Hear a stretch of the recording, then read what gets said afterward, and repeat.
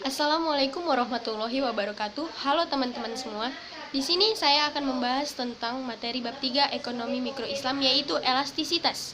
Sebelum memasuki materi, alangkah lebih baiknya saya memperkenalkan diri.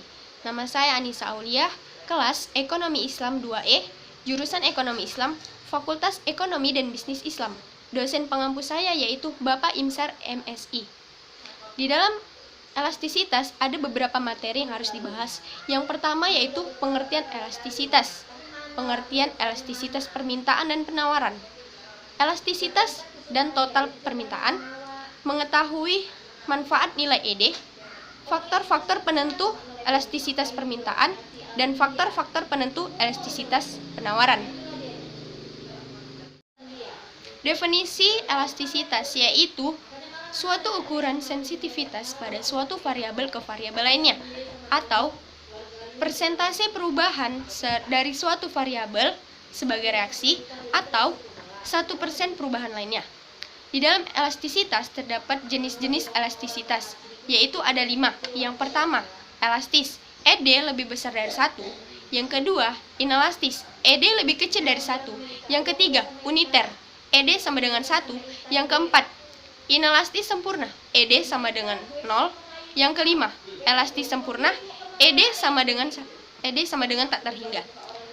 Berikut ini ada beberapa kurva tentang jenis-jenis elastisitas.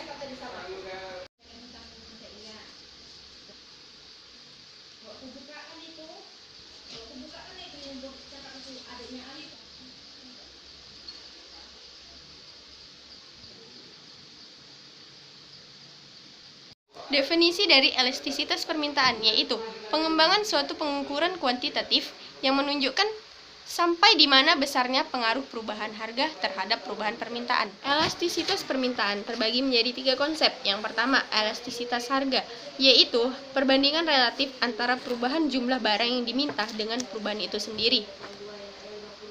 Yang kedua yaitu elastisitas pendapatan. Elastisitas pendapatan yaitu pendapatan dari permintaan berfungsi untuk mengukur respon konsumsi terhadap perubahan pendapatan. Elastisitas harga silang. Elastisitas harga silang yaitu mengukur bagaimana jumlah permintaan suatu barang berubah terhadap perubahan harga barang lainnya. Konsep permintaan menurut perspektif Islam. Secara garis besar, ekonomi Islam dan ekonomi konvensional itu sama. Cuman ada batasan-batasan tertentu yang harus diketahui oleh setiap individu muslim dalam keinginannya atau kebutuhannya. Islam tidak menganjurkan permintaan suatu barang dengan tujuan untuk memperoleh kemegahan, kemewahan, ataupun kemubaziran. Bahkan Islam memerintahkan jika kita memperoleh rezeki yang banyak atau rezeki yang lebih, hendaknya kita sisihkan rezeki tersebut. Misalnya bisa dengan cara bersedekah, berinfak, mengasihi ke anak yatim, atau ke yang lain-lain sebagainya.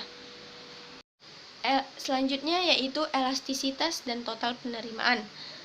Elastisitas merupakan suatu konsep umum yang digunakan untuk menguantifikasi respon atau tanggapan suatu variabel terhadap variabel lainnya yang dialami oleh perubahan. Selanjutnya yaitu pendapatan total. Pendapatan total yaitu jumlah total yang dibayarkan oleh konsumen atau jumlah total yang diterima oleh produsen. Selanjutnya faktor-faktor yang menentukan tingkat elastisitas. Yang pertama, banyaknya barang pengganti yang tersedia. Suatu barang mempunyai banyak barang pengganti, permintaannya cenderung bersifat elastis.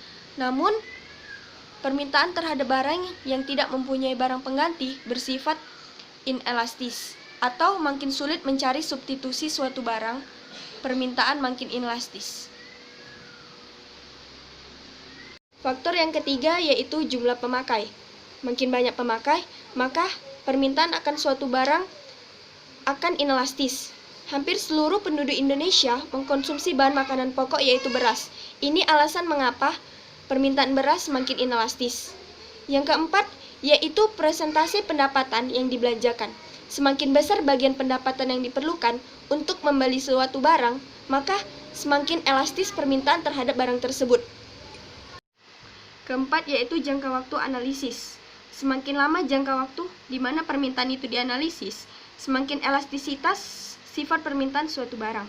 Oleh sebab itu, mereka cenderung untuk meminta barang-barang yang biasa dibelinya walaupun hanya mengalami kenaikan. Dengan demikian, dalam jangka pendek, permintaan tidak banyak mengalami perubahan. Selanjutnya yaitu manfaat dari mengetahui nilai ED. Yang pertama, kebijakan impor. Artinya, bila elastisitas barang impor tersebut bersifat elastis, yang berarti harganya naik, maka pemerintah akan turun lebih besar dari persen kenaikan harganya. Maka pemerintah akan berusaha agar barang impor tersebut tersedia dalam jumlah yang cukup. Yang kedua yaitu perpajakan. Yang ketiga, kebijakan atau strategi penetapan atas barang. Yang pertama, permintaan elastisitas, yaitu menurunkan harga jual beli barang yang akan memperoleh tingkat pendapatan, dalam artian harga masih menguntungkan. Yang kedua yaitu permintaan inelastis, yaitu menaikkan harga jual barang yang akan memperoleh tingkat pendapatan, dalam artian batas kenaikan harga tidak menyebabkan permintaan sama dengan nol. Selanjutnya yaitu elastisitas penawaran. Elastisitas penawaran adalah jumlah barang yang ditawarkan atau dijualkan pada berbagai tingkat harga selama periode tertentu. Hukum penawaran yaitu jika harga naik, maka jumlah barang yang ditawarkan akan menaik. Yang terakhir yaitu faktor penentu elastisitas penawaran. Yang pertama, produsen tidak dapat merubah jumlah produksi. Hal ini berkaitan dengan biaya dan kapasitas produksi. Yang kedua yaitu jangka waktu analisis. Dalam jangka waktu analisis ini terdapat 3 bagian. Yang pertama, jangka waktu yang sangat pendek. Jangka waktu yang sangat pendek ini, penjual atau produsen tidak dapat menambah penawarannya, sehingga penawaran menjadi tidak elastis sempurna. Yang kedua yaitu dalam waktu jangka pendek. Faktor produksi tidak dapat dilakukan atau ditambah dalam jangka waktu pendek. Namun, perusahaan dapat menaikkan produksi, yaitu menggunakan kapasitas yang tersedia dengan memanfaatkan faktor-faktor produksi yang ada. Yang ketiga yaitu jangka panjang. Produksi dan penawaran barang lebih mudah dinaikkan pada jangka panjang, sehingga penawaran bersifat lebih elastis. Faktor yang ketiga itu stok persediaan. Semakin besar persediaan, maka semakin elastis persediaan. Hal ini dikarenakan produsen dapat memenuhi kenaikan permintaan dengan persediaan yang ada. Faktor yang keempat yaitu kemudahan substitusi faktor produksi atau input. Semakin tinggi mobilitas mesin dan tenaga kerja, semakin elastis penawaran. Semakin elastis mobilitas kapital dan tenaga kerja, semakin mudah produsen memenuhi perubahan permintaan yang terjadi. Demikianlah hasil materi yang dapat saya sampaikan. Semoga bermanfaat bagi teman-teman semua dan untuk diri saya sendiri. Jika terdapat kesalahan kata, saya mohon maaf dan kepada Allah saya mohon ampun. Billahi taufiq wal hidayah. Wassalamualaikum warahmatullahi wabarakatuh.